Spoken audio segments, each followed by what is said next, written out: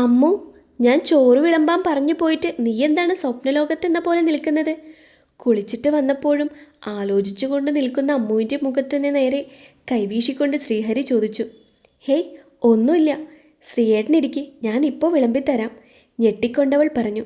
ചോറ് കഴിക്കുന്നവനെ ഇമ ചിമ്മാതെ നോക്കിയിരുന്നു അവൾ. എന്തേ, നീ കഴിച്ചില്ലേ? അവളെ നോക്കിയവൻ വാത്സല്യത്തോടെ ചോദിച്ചു. കഴിച്ചു. പിന്നെന്തിനാണ് ഞാൻ കഴിക്കുന്നത് നോക്കി കൊതിവിടുന്നത്? അവൻ അവളെ കളിയാക്കിക്കൊണ്ട് പറഞ്ഞു. പെട്ടെന്ന് അവളുടെ കണ്ണുകൾ നിറഞ്ഞു വന്നത് കണ്ടതും സങ്കടത്തോടെ അവൻ ചോദിച്ചു. ഞാനൊരു തമാശ പറഞ്ഞതിനാണോ നീ കണ്ണു നിറയ്ക്കുന്നത്? എൻ്റെ കണ്ണിൽ കരട് പോയതാണ്. അവനിൽ നിന്നും മുഖം മറച്ച് കുനിഞ്ഞിരുന്നു കൊണ്ട് പറഞ്ഞു. എന്തായാലും നീ കൊതി വിട്ടതല്ലേ, വാ തുറക്ക്, ഞാൻ വാരിത്തരാം. ഒരു പിടി ചോറ് അവളുടെ നേരെ നീട്ടി സ്നേഹത്തോടെ പറഞ്ഞു. അവൻ്റെ വാക്കുകൾ കേട്ട് അവളുടെ കണ്ണിൽ നക്ഷത്രങ്ങൾ തിളങ്ങി. അവൻ വാരിക്കൊടുക്കുന്ന ഉരുളകൾ ഒരു മടിയും കൂടാതെ അവൾ കഴിച്ചു. അവളുടെ കണ്ണെടുക്കാതെയുള്ള നോട്ടം അവനിലെന്തോ അസ്വസ്ഥത പടർത്തി. നീ എന്തിനാടി എന്നെ ഇങ്ങനെ നോക്കുന്നത്? അവളുടെ കണ്ണിൻ്റെ നോട്ടം താങ്ങാൻ കഴിയാതെ അവസാനം അവൻ ചോദിച്ചു പോയി. ശ്രീയേട്ടൻ്റെ കഴുത്ത് എങ്ങനെയാണ് മുറിഞ്ഞത്? അവൻ്റെ കഴുത്തിലെ പോറലിൽ കൈ ചേർത്തുകൊണ്ട് അവൾ ചോദിച്ചു. ചോറ് അവൻ്റെ തരിപ്പിൽ കയറി. പെട്ടെന്നൊരു മറുപടി പറയാൻ കഴിയാതവൻ വിളറിപ്പോയി. ശ്രീയേട്ടൻ മറുപടി പറഞ്ഞില്ല. എൻ്റെ കയ്യിലെ നഖം കൊണ്ട് മുറിഞ്ഞതാണ്. നീ ഇങ്ങനെ ചൂഴ്ന്നു നോക്കിയത് കൊണ്ടാണ് എനിക്ക് പെട്ടെന്ന് മറുപടി പറയാൻ പറ്റാഞ്ഞത്. അവൻ എങ്ങനെയോ ഒരുവിധം പറഞ്ഞൊപ്പിച്ചു. ഞാനങ്ങനെ നോക്കിയതൊന്നുമില്ല, അവൾ പരിഭവത്തോടെ പറഞ്ഞു. ഇനി ഇതും പറഞ്ഞ് കണ്ണു നിറയ്ക്കണ്ട. ഇതിനു മാത്രം കണ്ണീര് നിന്റെ കണ്ണിൽ എവിടെ കിടക്കുന്നത്? അവൻ്റെ കളിയാക്കൽ കേട്ടതും അവളുടെ ചുണ്ടിൽ പുഞ്ചിരി തിളങ്ങി.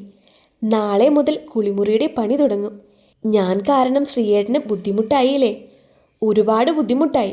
ഇവിടുന്ന് ഓടിപ്പോകാൻ തോന്നുന്നുണ്ടോ? കണ്ണും കുറിപ്പിച്ച് അവളെ നോക്കി ചോദിച്ചു. മുഖം വീർപ്പിച്ചുകൊണ്ട് പാത്രവും എടുത്തവൾ പോയി. അവിടെ പോക്ക് കണ്ടതും ഒരു പുഞ്ചിരിയുമായി കൈ കഴുകിയവൻ തിണ്ണയിൽ പോയിരുന്നു. ഉറങ്ങുന്നില്ലേ? അവൻ്റെ പുറകിൽ വന്നു നിന്ന് അമ്മ ചോദിച്ചു. ഉറക്കം വരുന്നില്ല അമ്മു. കുടിച്ചതിൻ്റെ കെട്ടൊക്കെ ഇറങ്ങിയതുകൊണ്ടാണോ? അവൾ കുസൃതിയോടെ ചോദിച്ചു. നിനക്ക് വന്ന് വന്ന് നാക്കിന് നല്ല നീളം വെച്ചു. ശാരദക്കുട്ടിയേക്കാൾ കൂടുതൽ ഇപ്പോൾ എന്നെ ഭരിക്കുന്നത് നീയാണ്. ഇനി ജീവിതകാലം മുഴുവൻ ഞാൻ തന്നെ ഭരിക്കും, പിറുപിറുത്തുകൊണ്ടവൾ പറഞ്ഞു. നീ എന്താ പറഞ്ഞത്? അവൾ പറഞ്ഞത് അവ്യക്തമായി കേട്ടെങ്കിലും വ്യക്തമാക്കാൻ വേണ്ടിയവൻ ഒന്നുകൂടി ചോദിച്ചു.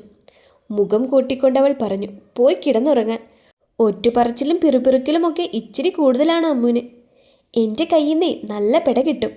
അവനെ നാക്ക് നീട്ടി കാണിച്ച് മുറിയിലേക്ക് പോയവൾ. അവളുടെ ചോരച്ചുവപ്പാർന്ന നാക്കവനെ വല്ലാതെ ആകർഷിച്ചു. കണ്ണടച്ച് തലകുടഞ്ഞ് ചിന്തകളെ മാറ്റിവിട്ടവൻ. ജനാലകൾ തുറന്നിട്ട് തണുത്ത കാറ്റിനെ ആവാഹിക്കാനായി അവളുടെ മനസ്സും ശരീരവും വെമ്പൽ കൊണ്ടു. അവിടെ നിന്നങ്ങനെ കാറ്റുകൊള്ളുന്നത് ഈ ദിവസങ്ങളിൽ അവളുടെ ശീലമായി മാറിയിരുന്നു. ജനൽ കമ്പിയിൽ പിടിച്ച് ദൂരേക്ക് കണ്ണു നട്ടപ്പോൾ പുറകിൽ നിന്നും വയറിൽ ചുറ്റിപ്പിടിച്ചിട്ട് കഴുത്തിൽ മുഖം പൊഴുത്തുന്ന ശ്രീഹരിയുടെ ചിത്രം അവളുടെ മനധാരയിൽ തെളിഞ്ഞു വന്നു. ആ ഒരോർമ്മയിൽ സുഖമുള്ള അനുഭൂതിയായി മാറുന്നവളെ തഴുകി കടന്നുപോയി. ശ്രീഹരി എന്ന പേര് അവളുടെ ഹൃദയധമനികളുടെ ഉള്ളറകളിലേക്ക് എത്തിച്ചേർന്നു. കടിഞ്ഞാണില്ലാത്ത കുതിരയെപ്പോലെ പായുന്ന അവളുടെ മനസ്സിൻ്റെ തേരോട്ടമറിയാതെ. ശ്രീഹരിയും സ്വപ്നത്തിലായിരുന്നു. ശാരിയുമായുള്ള സുഖമുള്ള രതിവേഴ്ചയുടെ സ്വപ്നത്തിൽ. സുന്ദരമായ സ്വപ്നത്തിലായിരുന്ന ശ്രീഹരിയെ ശാരദയുടെ ശബ്ദമാണ് ഉയർത്തിയത്. എത്ര നേരമായി ഞാൻ നിന്നെ വിളിക്കുന്നത്? ഹരി മോനെ, അവൻ്റെ തലക്കിലിരുന്നു കൊണ്ട് ശാരദ പറഞ്ഞു. നീ ഇവിടുന്ന് എങ്ങോട്ടും പോയി കളയരുത്. ഞാൻ സാവിത്രിയുടെ വീട് വരെ ഒന്ന് പോവുകയാണ്. ഇന്നലെ സുമയോട് പറഞ്ഞു വിട്ടു ഞാൻ രാവിലെ ഒന്നവിടെ ചെല്ലണമെന്ന്. എന്തെങ്കിലും അത്യാവശ്യമില്ലാതെ സാവിത്രി അങ്ങനെ പറയില്ല. ഉറക്കത്തിൽ നിന്ന് വിളിച്ചുണർത്തി അമ്മ പറയുന്നതെല്ലാം അവൻ കേട്ടുകൊണ്ട് കിടന്നു. ആരെങ്കിലും വിളിക്കുന്ന ഉടനെ അമ്മ ഇങ്ങനെ പോകാൻ നിൽക്കുന്നത് എന്തിനാണ്? അവനെ ഈർഷ്യയോടെ ചോദിച്ചു. എൻ്റെ ഇല്ലായ്മയിലും വീഴ്ചയിലും എന്നെ താങ്ങിയ കൂടപ്പിറപ്പിനെ പോലെ എൻ്റെ കൂടെ നിന്ന കൂട്ടുകാരിയാണവൾ. അങ്ങനെയുള്ള ഒരാൾ വിളിക്കുമ്പോൾ എനിക്ക് പോകാതിരിക്കാൻ പറ്റില്ല. അത് പറയുമ്പോൾ ശാരദയുടെ മുഖം നല്ല കടുത്തിട്ടുണ്ടായിരുന്നു. ചായയിടാനുള്ള പാല് ഞാൻ വാങ്ങിച്ചു വെച്ചിട്ടുണ്ട്. മോള് മുറ്റം തൂത്ത് കഴിയുമ്പോൾ വന്ന് ചായയിട്ട് തരും.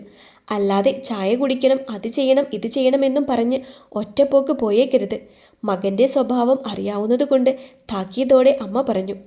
അമ്മ പോയിട്ട് വാ, ഞാൻ എങ്ങും പോകുന്നില്ല. അല്ലേലും രാവിലെ എഴുന്നേറ്റ് കൃഷിയൊക്കെ ഒന്ന് നോക്കിയിട്ട് കുളിമുറിയുടെ പണി തുടങ്ങണം.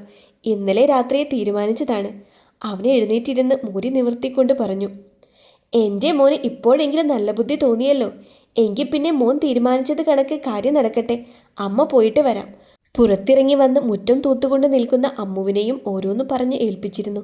മോളെ, അമ്മ അരി അടുപ്പത്തിട്ടിട്ടുണ്ട്, പാല് വാങ്ങി വെച്ചിട്ടുണ്ട്. ഇന്ന് ഇവനും കൂടി ചായ ഇട്ട് കൊടുക്കണം.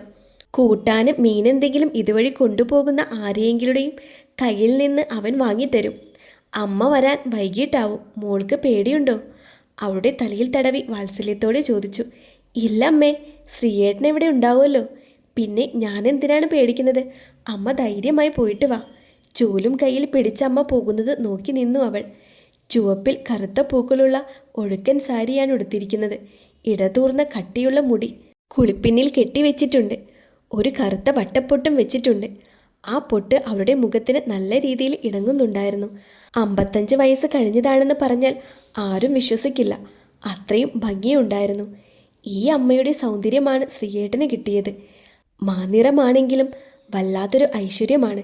ഏറ്റവും ശ്രദ്ധേയമായത് ശ്രീയേട്ടൻ ചിരിക്കുമ്പോൾ തെളിയുന്ന നുണക്കുഴികളാണ്. അവനിൽ അവൾക്ക് ഏറ്റവും പ്രിയപ്പെട്ടതും നുണക്കുഴികൾ തന്നെയാണ്. ശാരദ പോകുന്നത് നോക്കി ചിന്തിച്ചുകൊണ്ട് നിന്ന അമ്മുവിനെ പുറകിൽ നിന്ന് ശ്രീഹരി വിളിച്ചു. അമ്മൂസേ, ജോലി കഴിഞ്ഞെങ്കിലൊരു ചായ വേണമായിരുന്നു. അവനെ നോക്കിയൊന്ന് ചിരിച്ചിട്ട് ചൂലും കൊണ്ട് പിന്നാമ്പുറത്തേക്ക് പോയി.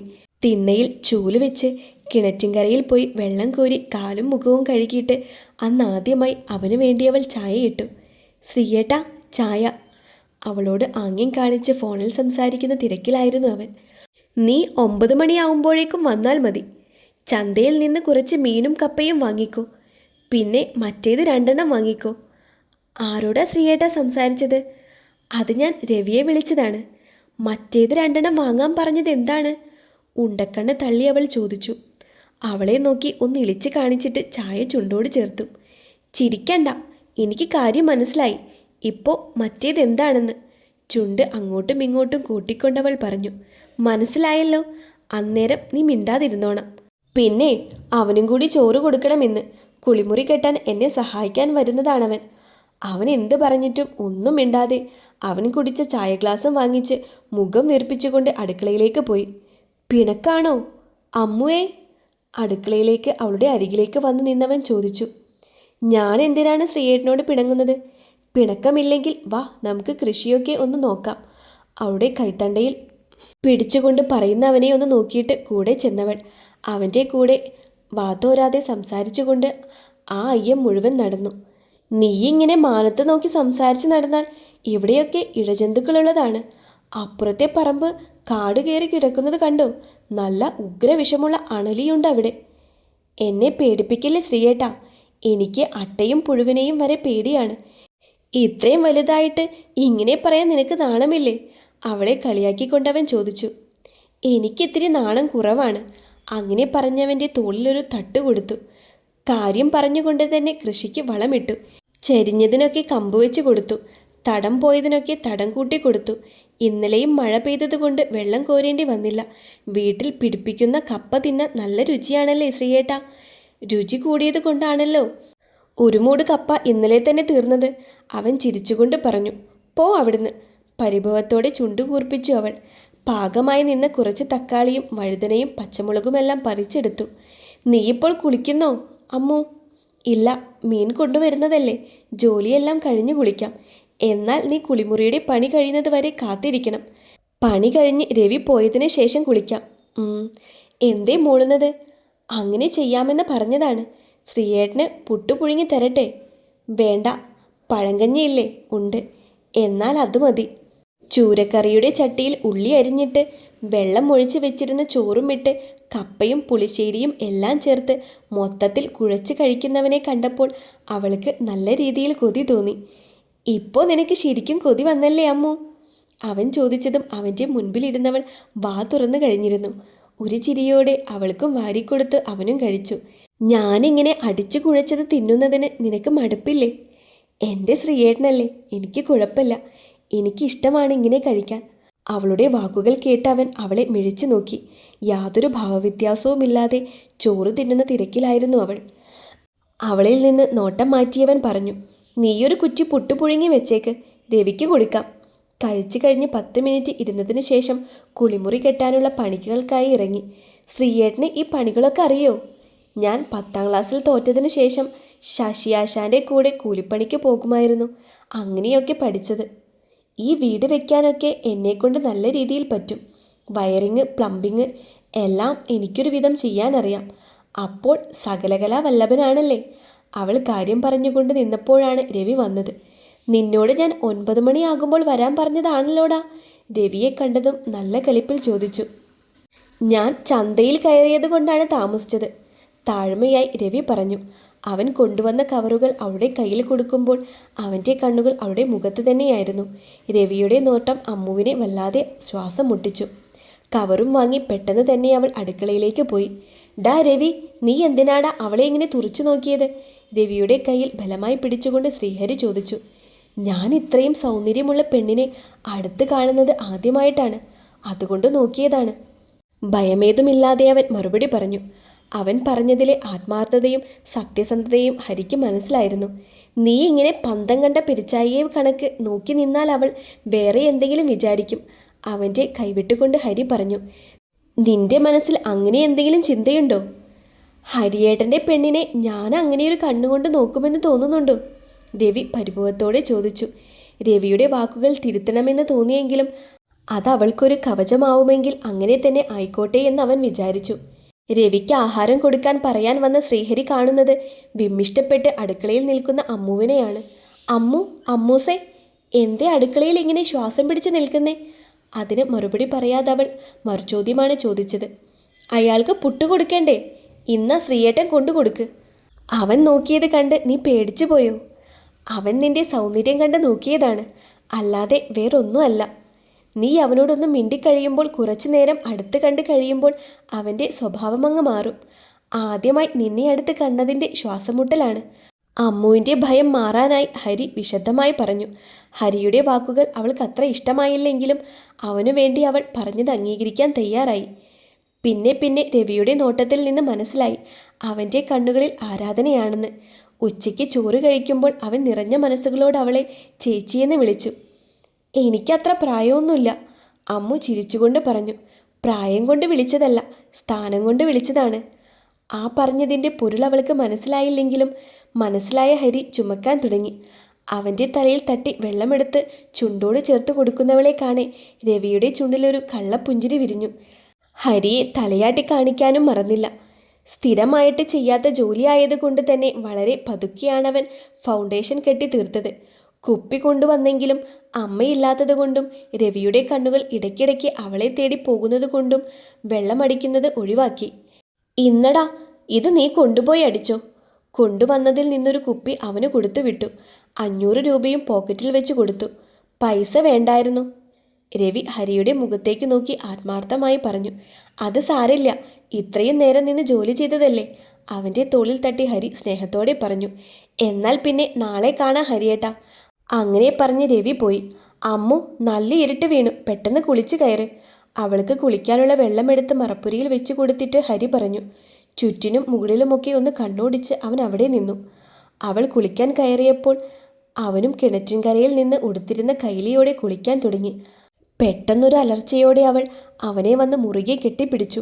മാറോട് ചേർത്ത് കെട്ടിയിരുന്ന കാവിക്കൈലി നനഞ്ഞ് അവളുടെ ശരീരം മുഴുവനും ഒട്ടിപ്പിടിച്ചിരുന്നു. മുടി നനഞ്ഞു കുതിർന്ന് ചുരുണ്ട് കിടക്കുന്നു. മുഖം മുഴുവനും തോളിലുമെല്ലാം വെള്ളത്തുള്ളികൾ പറ്റിച്ചേർന്നിരിക്കുന്നു. അവൻ്റെ നിശ്വാസം പോലും ഉച്ചത്തിലായി. നനഞ്ഞു കുതിർന്ന് നിൽക്കുന്ന അവൻ്റെ നെഞ്ചോട് ചേർന്ന് നിന്നവൾ പുലമ്പുന്നത്. ശ്രീയേട്ടാ, പാമ്പ്, പാമ്പ്. കുറച്ച് സമയത്തേക്ക് അവൻ സ്ഥലകാലബോധം നഷ്ടപ്പെട്ടെങ്കിലും പെട്ടെന്ന് തന്നെ തിരിച്ചു വന്നു. എവിടെ എവിടെ? മറപ്പുരയ്ക്കകത്തുണ്ട്. മുറ്റത്ത് വെച്ചിരുന്ന മൊബൈൽ എടുത്ത് വെട്ടമടിച്ചു കൊണ്ടവൻ മറപ്പുരയുടെ അകത്ത് കയറി നോക്കി. പാമ്പല്ല അമ്മു, അത് ചേരയാണ്. കുറച്ച് മണ്ണ് വാരിയിട്ടവൻ അതിനെ ഓടിച്ചു വിട്ട് അവളുടെ അടുത്ത് വന്ന് പറഞ്ഞു. അത് പോയി, നീ പോയി കുളിച്ചോളൂ, എനിക്ക് പേടിയാണ്, അവൾ ദയനീയമായി പറഞ്ഞു. അവൾ നിൽക്കുന്ന കോലമോ സാഹചര്യമോ ഒക്കെ മറന്നു പോയിരുന്നു. ശരിക്കും ഭയം അവളെ വിഴുങ്ങിയിരുന്നു. ഒന്നുമില്ല അമ്മു, ഞാൻ ഇവിടെ തന്നെ നിൽക്കാം, നീ പെട്ടെന്ന് കുളിച്ചിട്ട് വരാൻ നോക്ക്, അവൻ അനുനയത്തിൽ പറഞ്ഞു. കയ്യിൽ പിടിച്ച് ദയനീയമായി നോക്കുന്നവളെ കണ്ടപ്പോൾ എന്ത് ചെയ്യണമെന്നറിയാതെ അസ്വസ്ഥമായി പോയിരുന്നു അവനും. അവളെ കൈപിടിച്ച് കിണറിൻ്റെ തളത്തിൽ നിർത്തിയിട്ട് വെള്ളം കോരി അവളുടെ തലവഴി ഒഴിച്ചു കൊടുത്തു. താളം തെറ്റിയ മനസ്സിനെ നിയന്ത്രിക്കാൻ കണ്ണടച്ചുകൊണ്ടാണ് അവൻ ചെയ്തത്. ഒരു പെരിച്ചാഴി ചാടിയ ശബ്ദം കേട്ടതും പിന്നെയും അവൾ അവനെ വാരിപ്പുണർന്ന് കഴുത്തിലേക്ക് മുഖം ചേർത്ത് വെച്ചു. അവളുടെ നനഞ്ഞ ശരീരം മുഴുവൻ അവൻ്റെ ഉറച്ച ശരീരത്തോട് വിറച്ചുകൊണ്ട് ചേർന്നു. ഹരിയുടെ സിരകളിലും രക്തയോട്ടം കൂടി ശരീരം തിളച്ചു തുടങ്ങി.